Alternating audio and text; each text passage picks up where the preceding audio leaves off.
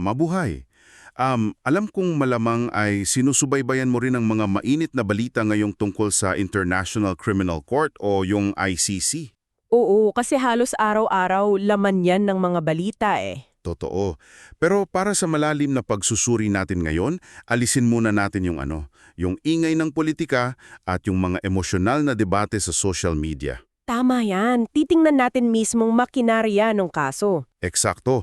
Kaya hihimayin natin ang mga naging pahayag ni dating Presidential Legal Counsel Salvador Panelo patungkol sa mga argumentong inilatag ng kanilang abogadong si Ati Nicholas Kaufman doon sa harap ng ICC. At mahalagang malaman mo na nakikinig na ang lahat ng pag-uusapan natin ngayon ay bale direktang hango sa isang transcript ng panayam na in-upload sa YouTube channel ng GMA Integrated News. Ayun, layunin natin ngayong naintindihin kung paano ba naglalaban-laban yung mga ebidensya pati na rin yung mga teknikalidad sa isang international na level.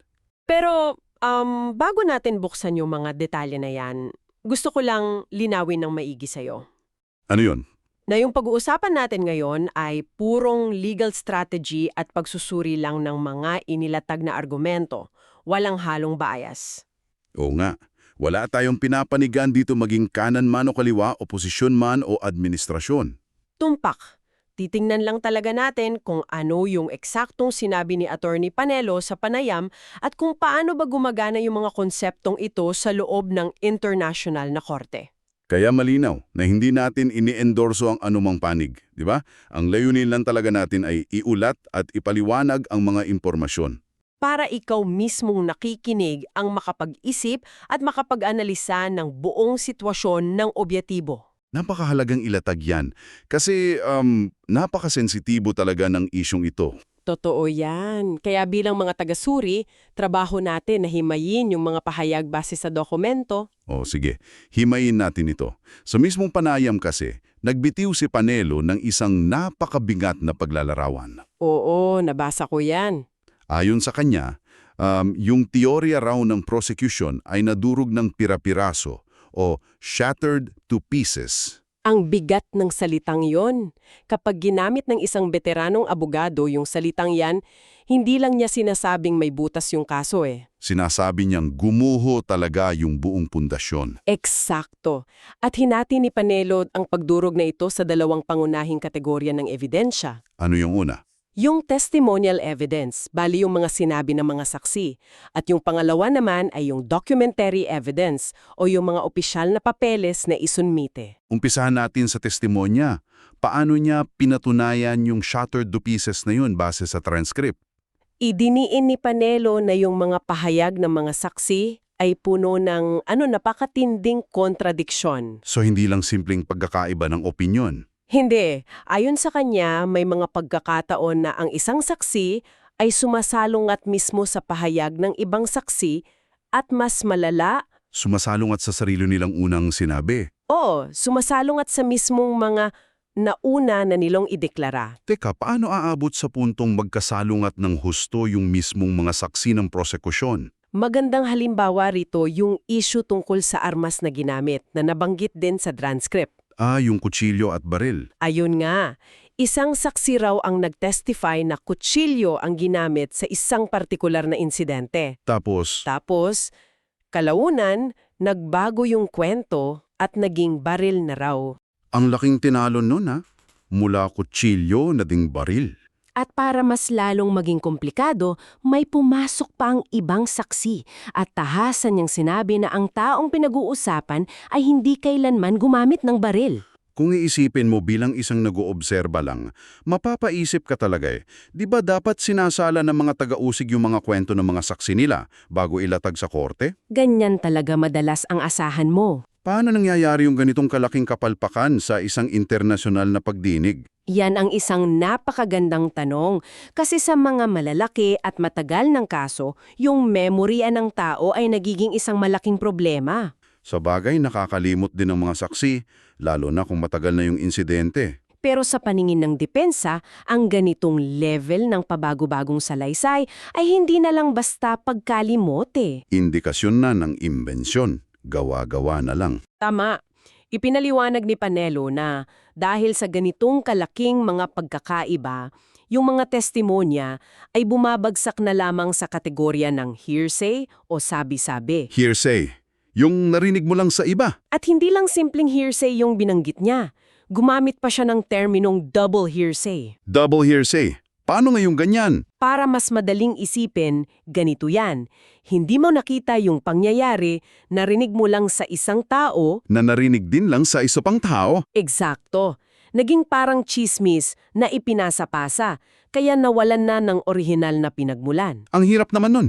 Paano tatanggapin ng husgado yun? Hindi talaga tinatanggap yon bilang matibay na patunay, lalo na sa ICC, kasi imposibleng makross-examine mo yung taong orihinal na nakakita kung may mayroon man talaga. Naiintindihan ko ngayon kung bakit gigil na gigil ang depensa na atakihin yan. Kasi nakadepende yung buhay at kalayaan ng kliyente mo sa isang kwento na nagbago mula kutsilyo papuntang baril. Napakadaling gibain ang kredibilidad ng buong kaso kung ganyan. Pero bukod sa mga saksi, paano naman yung mga dokumento? Nabanggit mo kanina yung documentary evidence.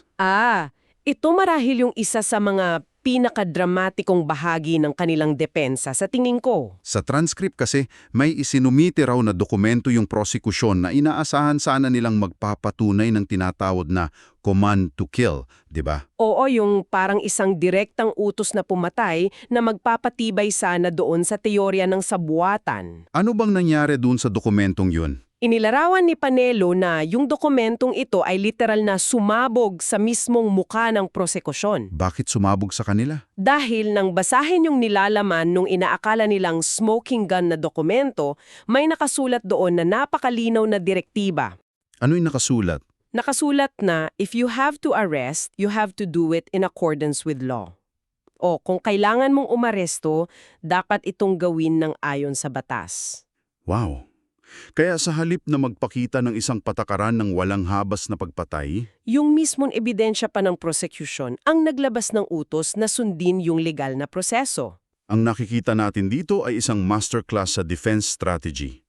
Para kang nagdala ng patunay sa korte para idiin sana yung kalaban mo. Tapos, nung basahin ng huwes, yung papel pala na dala mo ang mag-aabsuelto sa kanya. Ang tindi nun. Kung ganito kahina yung mga pinangahawakang ebidensya, paano nila ididikit ang mga akusasyon sa mga taong nasa pinakamataas na posisyon? Yan ngayon ang sunod nating titignan, Ral. Ang pinakakapansin-pansin dito ay kung paano sinagot ng kampo ni Panelo at Ati Kaufman yung issue ng direct link. Yung direktang koneksyong ng utos papunta sa gumawa ng krimen. Tama. Ang direct link ang siyang pinakapuso ng anumang kaso ng sabuatan o mga krimen na nag-uugnay sa mga opisyal sa taas. Kailangan mong patunayan na yung utos mula sa itaas ay direktang bumaba. At yung utos na yon mismo ang naging sanhi ng krimen sa ibaba. Dito ay giniit ni Attorney Kaufman at ni Panelo na walang ganyang direktang koneksyon. Walang kahit isang saksi na nakapagturo. Inilahad ni Panelo na sa dami ng mga saksi nila, walang ni isa ang makapagsabi ng harapan na ako mismo ay inutusan ng taong ito. Kahit tungkol doon sa usapin ng pabuya o reward money? Kahit yon, walang makapagsabi na ako mismo ang inalok niya ng reward money para gumawa ng krimen, wala silang naiharap na ganong klaseng testigo. Isipin mo na lang yung sitwasyon mo bilang taga-usig. Naghahanap ka ng direktang ebidensya, tapos ang ihaharap sa'yo ay parang laro ng pass the message. Ganyan na ganyan yung inilarawan sa panayam. Yung mga impormasyon daw ay nagmula lamang sa isang driver na nakikipag-usap sa isa pang driver. Tapos, may nanggaling din yata sa salaysay ng isang security guard. Oo, puro kwentuhan lang daw sa labas ng mga opisina o kaya sa kalsada. Na biglang ginawang basehan ng isang mabigat na international na paratang. Paano mo naman mapapanagot ang sinuman kung yung chain of information ay ganito kaputol-putol? Mahirap talaga, lalo na't dumaraan yung kwento sa napakaraming bibig. Kapag ang ebidensya mo dumaan sa 3 o 4 na tao bago makarating sa korte, bawat pagpasa, nagbabago na yung kwento eh. Ito nga yung dahilan kung bakit may binanggit si Panelo na isang reaksyon na medyo umagaw ng pansin. Yung nangyari habang ginagawa yung pagdinig? Oo, sinabi niya sa panayam na nakatulog pa umano siya sa mismong presentasyon ng prosekusyon. Nakatulog siya dun mismo sa loob. Nakatulog talaga. Kasi ayon sa kanya, naririnig na lang daw niya yung paulit-bulit na mga kasinungalingan nang walang anumang bagong laman o direktang patunay. Medyo kakaiba yung detalye na yon. Ang matulog sa kalagitnaan ng isang napakaseryosong internasyonal na pagdinig. Hindi pangkaraniwan, di ba? Mhm. Para sa akin, hindi lang yun simpleng pagpapakita ng pagkabusing eh. Isa itong sinadyang mensahe. Isang taktika. Oo. Isang taktika para ipakita sa korte at sa prosekusyon na hindi nila sineseryoso yung mga paratang dahil nakikita nilang walang bigat ang mga ito. Tama ba yung basa ko doon? Tama yung obserbasyon mo. Ang pagtulog doon ay isang uri ng non-verbal na pahayag ng matinding kumpiyansa mula sa depensa. Bukod pa dyan, nabanggit din sa transcript na may ginamit na termino yung kabilang kampo na virus of immunity na agad namang binaliktad ni Panelo. Oo, iyan yung isa pang nagpaganda sa usapan. Ano nga bang ibig sabihin ng palitan ng mga salitang ito? Tinawag kasi ng kabilang panig na mayroong virus of immunity na tila ba ang mga akusado ay hindi tinatablan ng matas, na parang nakakahawa yung kawalan ng pananagutan. Pero mabilis itong sinalag ni Panelo, di ba? Sinalag niya agad. Binansagan niya itong virus of lies o mikrobyo ng kasinungalingan. Para sa kanya, ang tunay na virus ay yung matagal na umanong pagpapakalat ng mga maling kwento. Mga maling kwento na patuloy na ginagamit at inuulit-ulit hanggang sa magmukhang totoo sa paningin ng iba, kahit wala namang matibay na ebidensya. Ang husay nung pagpili niya sa salitang virus, napaka-epektibo. Oo, kasi ipinapakita nito kung paano mabilis gumalat ang isang bagay kahit na ito ay mapanira at walang katotohanan. Nakikita natin dito na grabe talaga ang labanan pagdating sa naratibo at ebidensya. Talagang umaatikago. At kung titingnan mo yung paglalaroan ni Panelo, tila hawak na nila ang laro dahil puro butas nga yung ebidensya ng prosekusyon. Pero sa kabila ng kanilang kumpiyansa, meron pa rin silang napakalaking pangamba na binanggit sa panayam. Dito na papasok yung mas malaking laruan. Ano bang papel ng jurisdiction dito? Yan ang nagpapabigat sa buong sitwasyong ito. Bakit sila nag-aalala kung alam nilang mahina ang ebidensya ng kalaban? Yun nga eh. Akalain mo na kung palpak yung ebidensya ng kalaban, panatag na ang loob ng depensa dapat. Ngunit ang pangunahing problema nila ay ang mismong pag-ako ng kapangyarihan o jurisdiksyon ng ICC sa kasong ito. Umako ng jurisdiksyon yung korte kung saan wala naman daw talaga itong karapatan ayon kay Panelo. Isang malinaw daw itong paglabag sa pinakapundasyon ng Rome Statute, yung tinatawag na prinsipyo ng complementarity. Para sa iyo na nakikinig sa atin ngayon, baka madalas mong marinig ang salitang complementarity na ito sa mga balita. Kung hihimahin natin ito sa pinakasimpleng paliwanag, ano ba ang ibig sabihin nito? At bakit ito ang ginagamit na kalasag ng kampo ni Panelo? Isipin mo na lang ang ICC bilang isang backup na sistema ng hustisya. Korte ng huling takbuhan, kumbaga. Tama. Ginawa kasi ang Rome Statute na may malinaw na paggalang sa soberanya ng bawat bansa.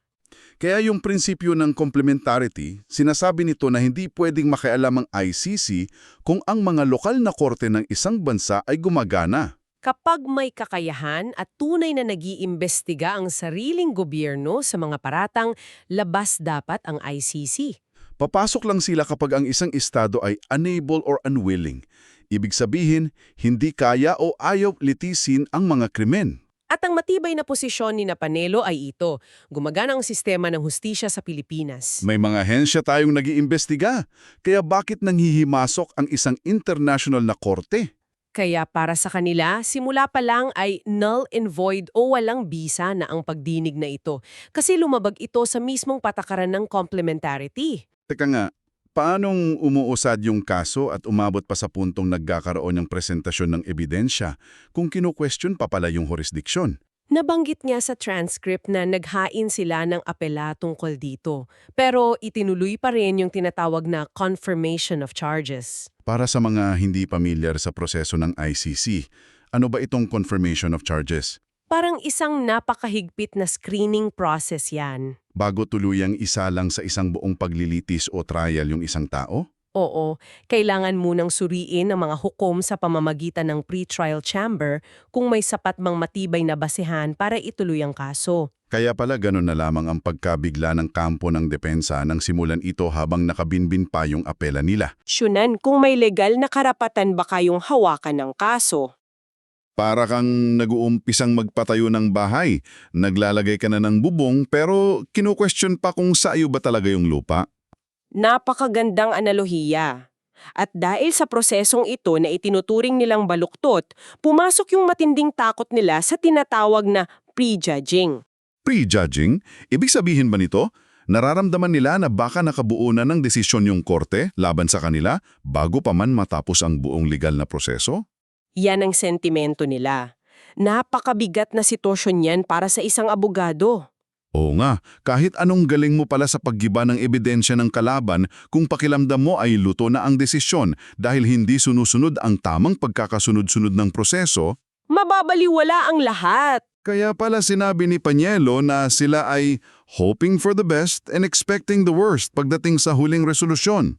Inaasahan nila ang pinakamaganda pero handa sila sa pinakamasama. Ang sitwasyong ito ay nagpapakita talaga ng isang malaking hidwaan sa pagitan ng paghangad ng internasyonal na hustisya at ng pag-iingat sa mga karapatan ng akusado. At alam mo ba, hindi dyan natatapas ang kalituhan. Sa pagpapatuloy ng panayam, lumabas ang isa pang napakadetalyadong aspeto na nagpapalala sa pangamba ng depensa. Yung usapin tungkol sa tinatawag na place of detention o yung lugar kung saan maaaring makulong ang nasasagdal. Oo. Nabanggit sa dulo ng transcript yung tungkol sa pagrepaso ng pre-trial chamber 1 sa lugar ng kulungan. Para sa isang abogado o akusado, gaano kabigat yung katotohanan na hindi mo man lang alam kung saan dadaling yung kliyente mo? Based sa panayam, wala raw silang direktang alam tungkol sa anumang hiling na baguhin ng kulungang ito. At hindi rin umano ito na pag-usap kasama si Ate Kaufman. Pambihira.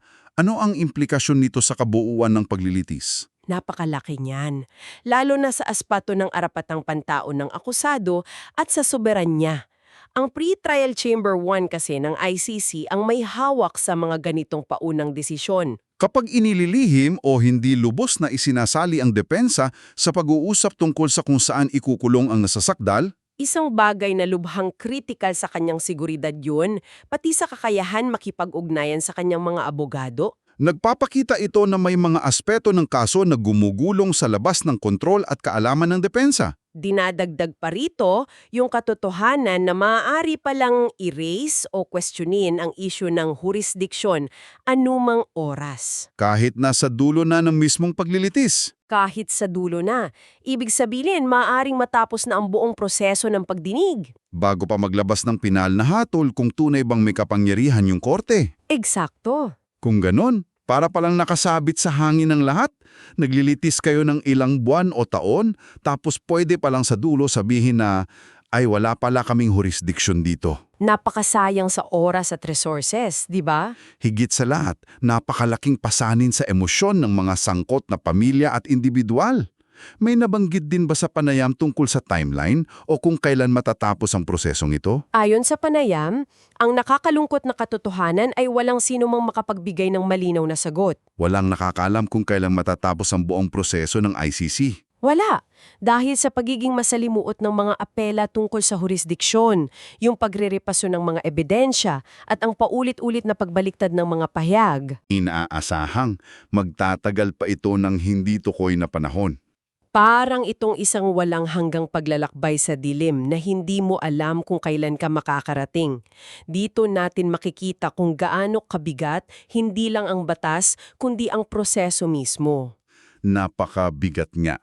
Kaya para sa iyo na nakikinig at sumusubaybay sa usaping ito, mahalagang makita mo ang buong larawan. Oo, kasi ang pagsusuri natin ngayon ay nagpapatunay ng isang international na kaso ay hindi lamang nadadaan sa emosyon o sa ingay ng publiko.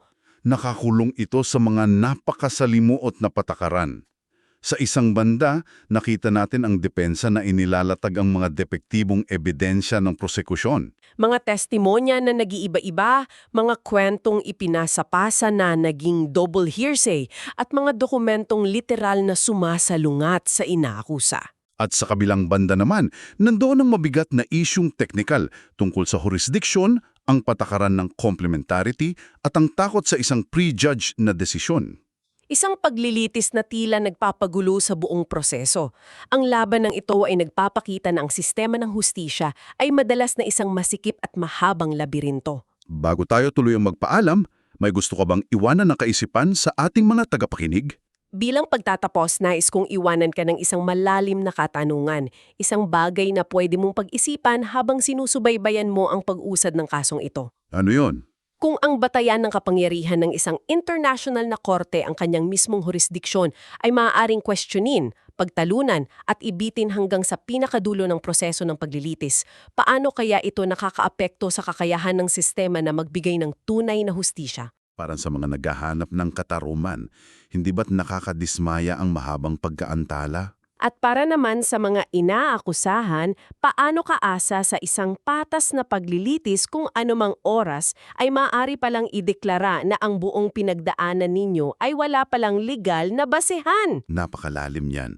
Sa huli kaya, ang pagiging labis na teknikal ng international na batas ay isang kalasag para protektahan ng inosente o isa itong balakid sa pag-alam ng tunay na katotohanan? Isang palaisipan niya na taning ang panahon at ang pag-ikot ng pandaigdigang batas lang ang makapagsasabi. Sana ay nabigyan namin ng malinaw na konteksto ang mga naglalakihang isyong ito para sa iyo at naihiwalay natin ang mga katotohanang nakasulat sa transcript mula sa ingay ng politika. Maraming salamat sa iyo na sumama sa aming paghimay sa masalimot ngunit napakahalagang usaping ito. Inaasahan namin na sa pagtatapos ng pagtalakay na ito, ikaw ay mas mapanuri, mas may malalim na pangunawa at mas handang obserbahan ang mga susunod na kabanata ng isyong ito ng may bukas na isipan.